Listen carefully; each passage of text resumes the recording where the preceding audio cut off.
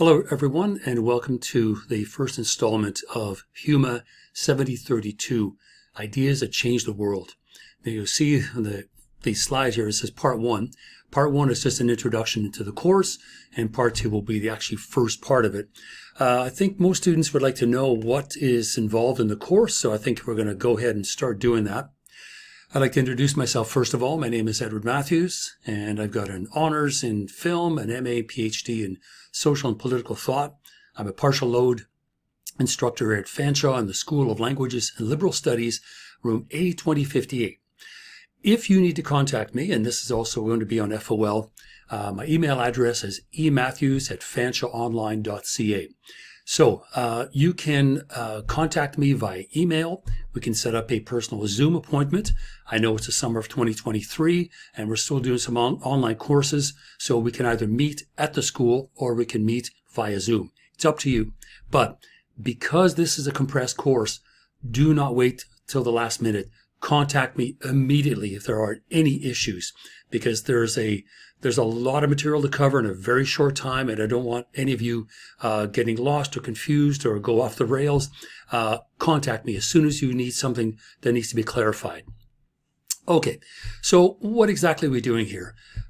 This course, of course, called Ideas That Change the World, is exactly that.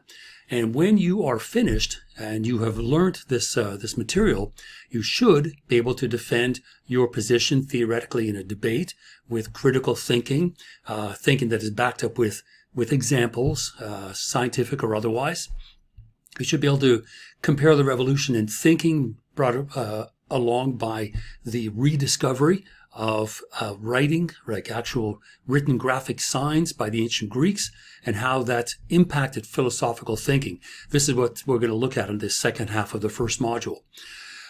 Also assess the degree to which the Renaissance and concepts that were derived from that same time period, ideas of the individual, and how those things help to shape the modern worldview, the Western worldview of philosophy, critical thinking, and subjectivity as well. Understanding political power and evaluating its strengths and its weaknesses through different political systems from the left and from the right, whether they are fascistic or communist, totalitarian, socialist, whatever. All these things are important in being able to construct a reasoned argument with another person. And finally, evaluate how social, political, and philosophical ideas have shaped modern ideas regarding Freudianism, which came about at the beginning of the previous century, the tail end of the 19th and the beginning of the 20th century. The idea of Orientalism, which is something that was around from about the mid-1800s, but really was not identified until the 1970s by Edward Said. Various notions of feminism, going all the way back to the beginning of the last century to the most recent. And the most critical and pressing issue of the day, fundamentalism. We're seeing this moving in various directions. Political fundamentalism that's tied into the church, fundamentalisms of different kinds. So we're not going to accuse one group of being horrible and not the others. We're going to look at the idea of fundamentalism, because we're looking at ideas that have changed the world. And fundamentalism clearly is one of them. Okay, so what are we doing in this course? Well, we're going to start with an introduction to the course, which is what we're doing now. And then in the second half, which I'm going to be filming later today, we're going to be looking at language and thought and philosophy in ancient Greece. Now, it's specifically ancient Athens, because the rest of Greece is not motivated to the same degree as Athenian thinkers. And so this is the material that we want to look at in the middle of this social and political upheaval.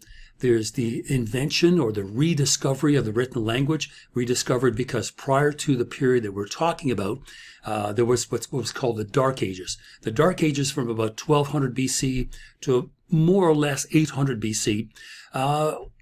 Culture just collapsed and died away, and along with it, the written language.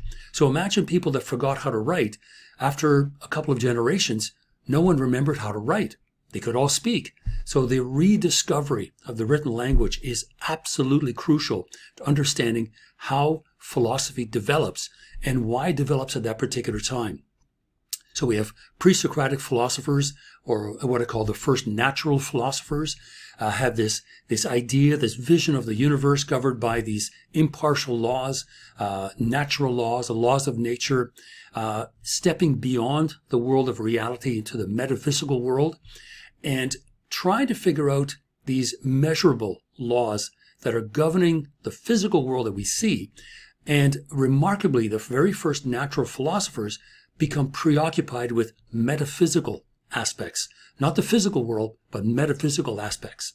Some of the key thinkers will include Thales, who is considered to be the first philosopher that at least wrote some of his ideas down, Heraclitus, another very important pre-Socratic thinker, and then past the pre-Socratics, Plato and Aristotle, two probably the most well-known, but certainly the most famous philosophers of that particular era. Now, Module 2, typically this would be Week 2, but because it's a compressed course, Module 2 is also going to be part of that first week. So as you can see, there will be a lot of material. Now, Greek thought and the return of the irrational, why would it be called that? Well, because what happens is with the introduction of philosophy and the move away from mythological thinking. In other words, using mythology to explain and understand the world.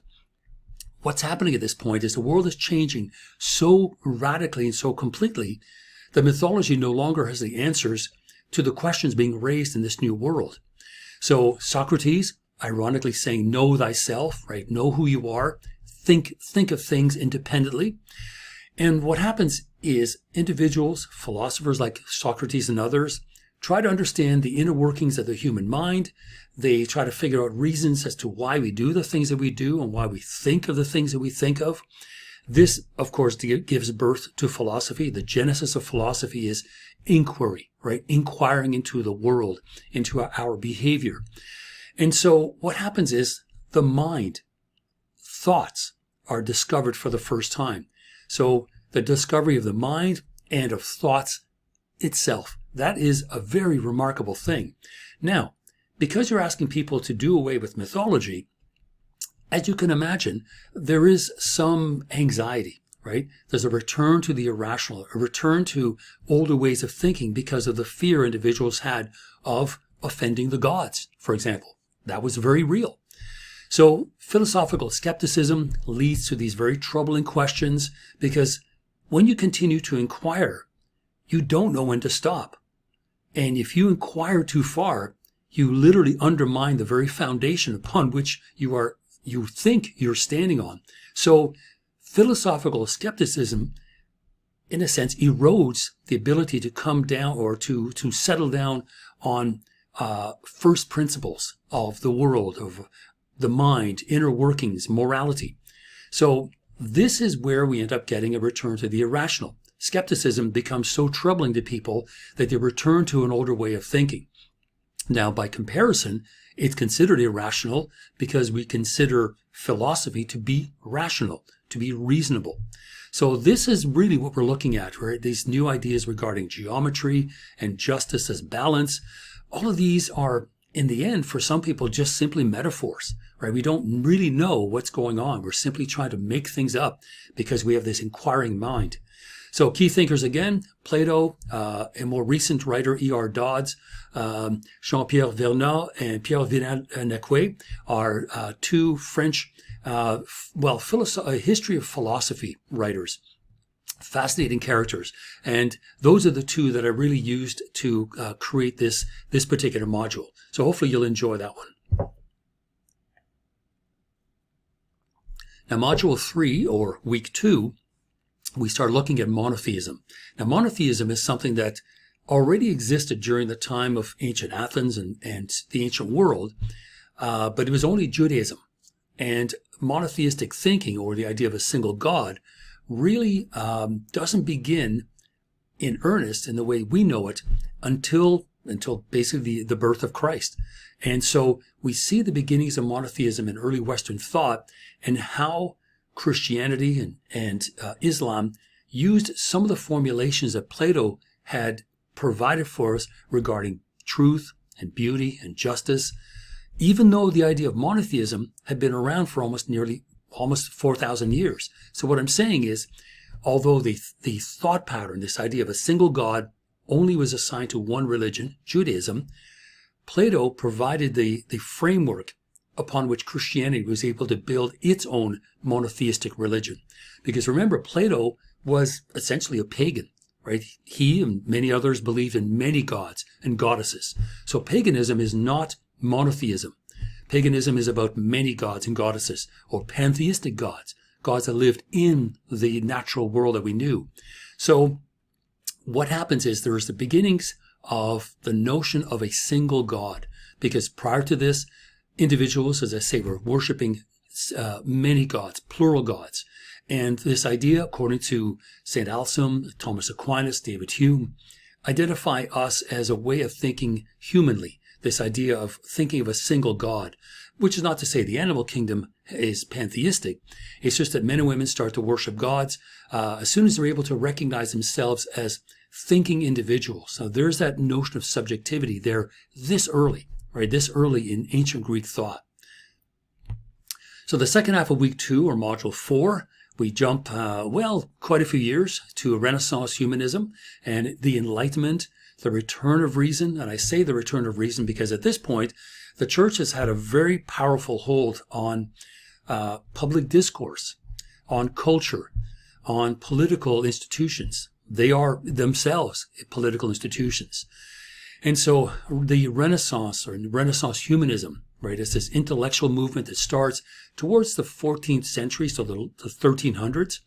And it's based on the rediscovery of Greek literary texts, rediscovery of Aristotle by Islamic philosophers who had translated Aristotle from Greek to Arabic, because the Greek versions of Aristotle were long lost. And so there's a rediscovery of this ancient kind of thinking, Plato, Aristotle, and others, and it begins to inform new kinds of ways of seeing the world. And humanism is a return to grammar, rhetoric, moral philosophy, poetry, thinking about history, and awareness that the Renaissance was in fact an historical period, not just another day, right? There was something uniquely different about it. These key thinkers include Descartes, Francis Bacon, Machiavelli, and Galileo. So again, another fascinating period. So week 3, now we're up to module 5, lots of material here. And we've got the beginnings of concepts of the subject, the self, the citizen, and each of those are slightly different. And we know from philosophy up to this point that an individual is a person. Individuality or selfhood is a state of being a separate individual, possessing needs and desires and goals and a mind. And the definition of selfhood really changes over time as notions of society, notions of law, notions of philosophy continue to develop even further. And up until this point in the 15th century, which would be the 1400s, the individual was actually meant to signify indivisible, right? A singular entity, a singular unity.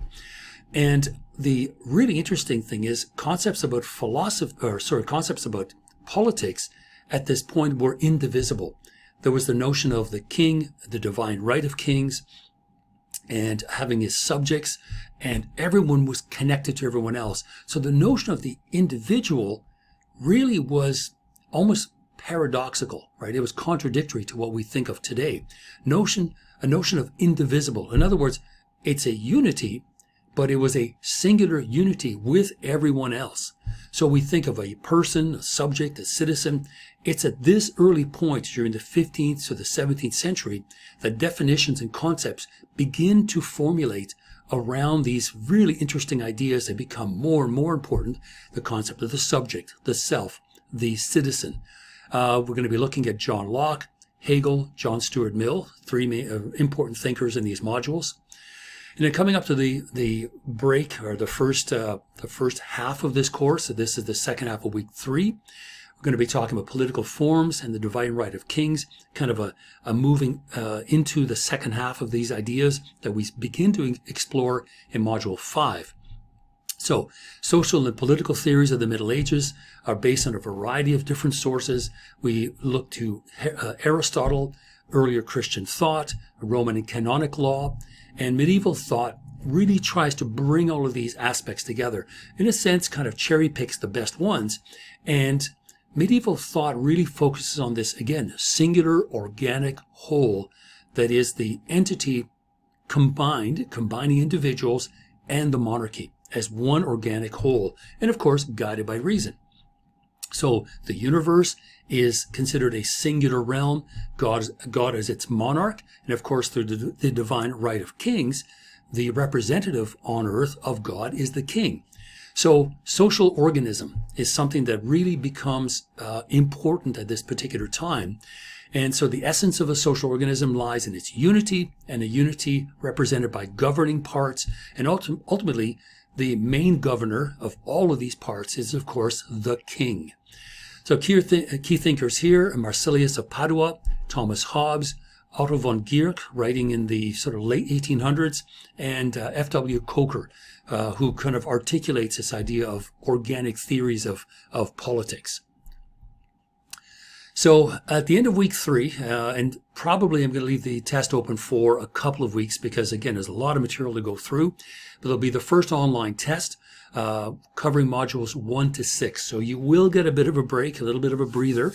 And the two tests, both the online for the midterm and then the final or first and second, there will be 20 true-false questions and 14 short answer questions. So they're fairly straightforward. The true-false questions are just that, fairly easy to do, but you'll have lots of time to finish them up. So again, the first online test at the end of essentially week 3 will cover modules 1 to 6. And this is why I want you to contact me as soon as you have a problem, an issue, a concern, and contact me. We can set up a Zoom meeting, or I can explain it to you through an email.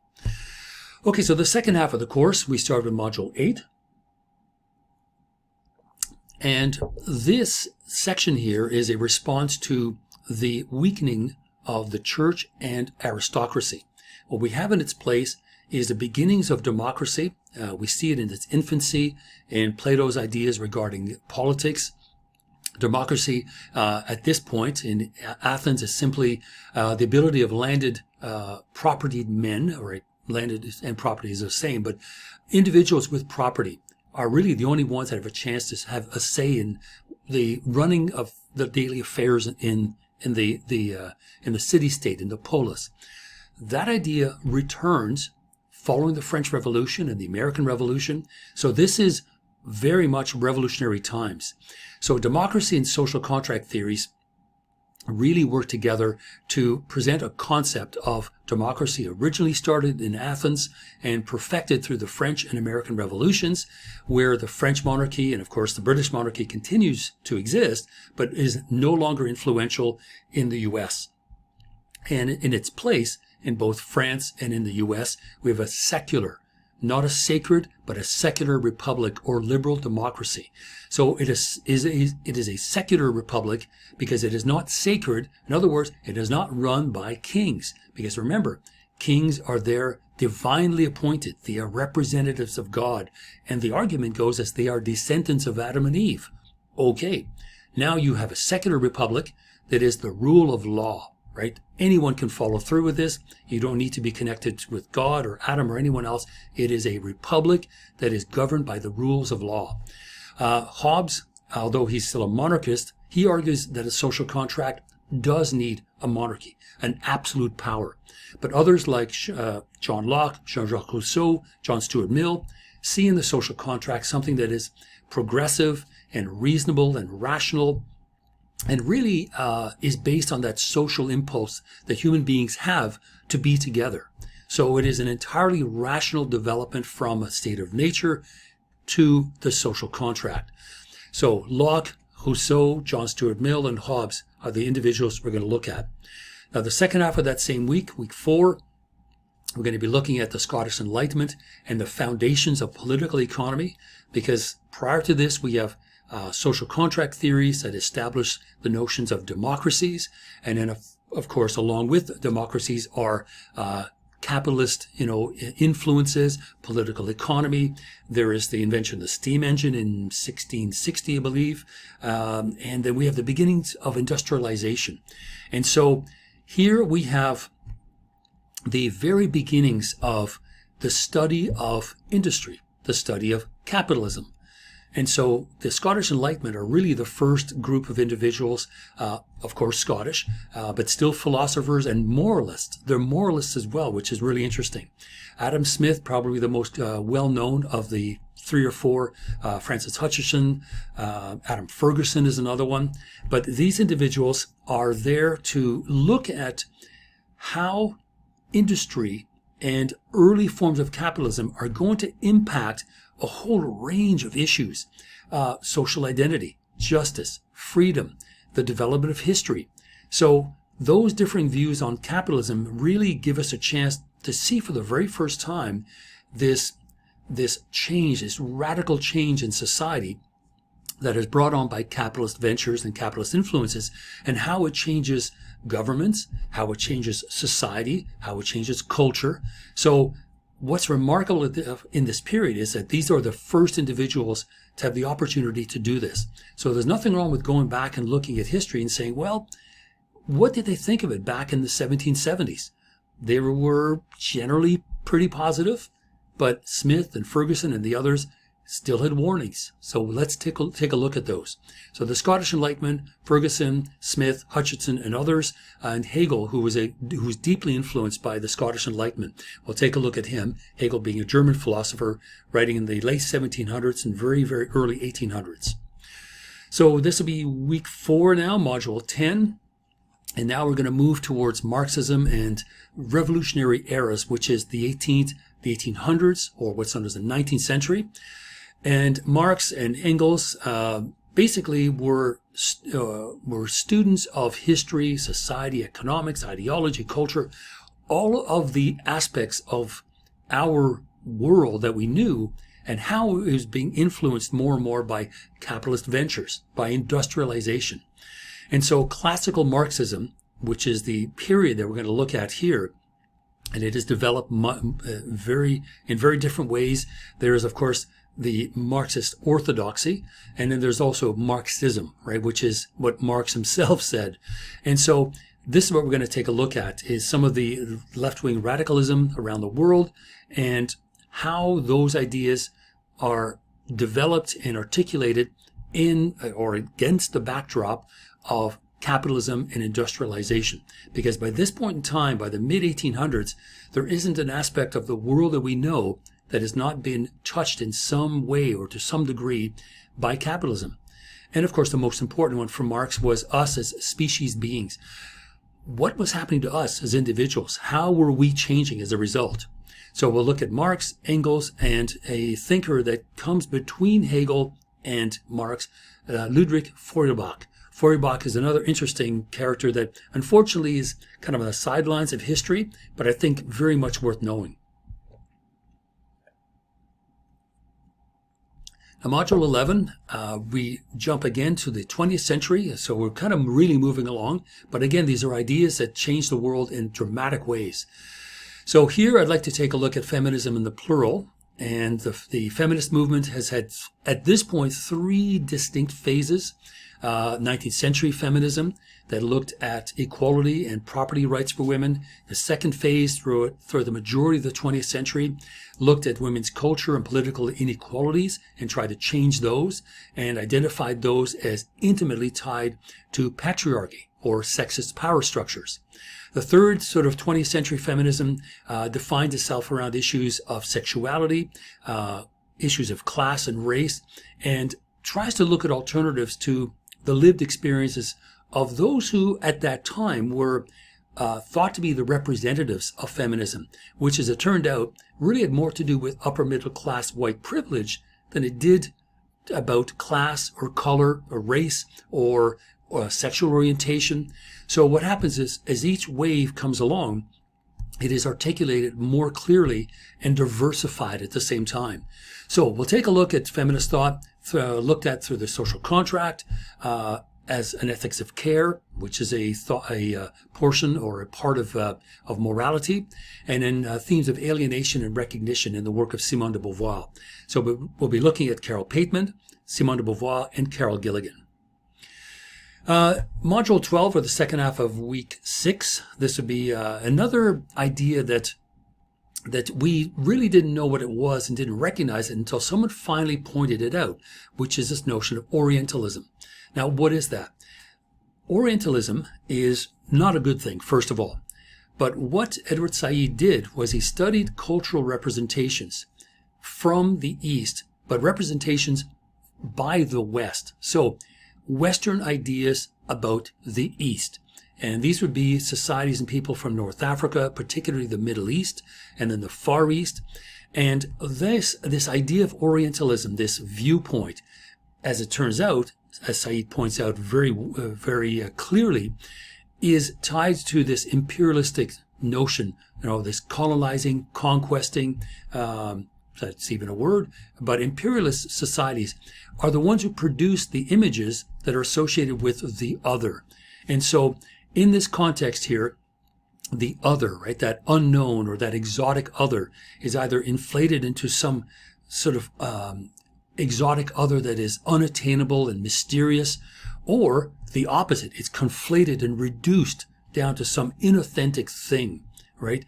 Someone from the Middle East as terrorist, quote unquote, or someone who's so exotic that they're unknowable because of their language, their dress, their behavior.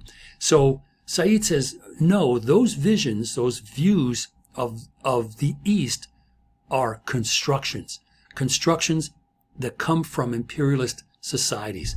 And we still see it today.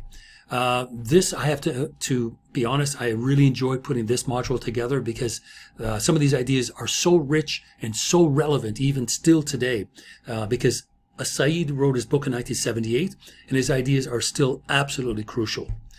Now, the last one that we're going to look at is fundamentalism, which is an issue that we still see today.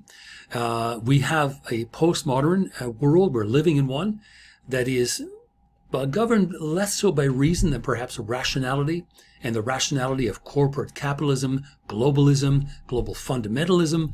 And so we see rise as a sort of pushback to corporate capitalism and global thinking, this force that is sometimes associated with monotheistic religions.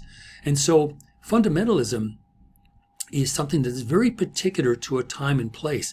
It could not have existed at any other time except its present day formulation. And so Karen Armstrong, whose work I use for this section here, says, quote, fundamentalism is not a throwback to some ancient form of religion, but a response to the spiritual crisis of the modern world. Right, the collapse of a piety rooted in myth and cult during the Enlightenment forced people of faith to grasp or to find new ways to be religious, and fundamentalism was born. So what does that mean without going into the course itself or the module? What it means is as rationality and technological developments continue to grow, without any stopping at any point, what happens is it steamrolls over religious beliefs, and those individuals who feel a strong religious belief feel increasingly at odds, right? Disconnected from the modern world. So by comparison and in relation to the technocratic capitalist corporate world that we live in, their belief in religion, in a particular religion, makes them appear fundamentalists. And really it's simply a response to the fact that there is a secular world in which they live rather than a sacred world.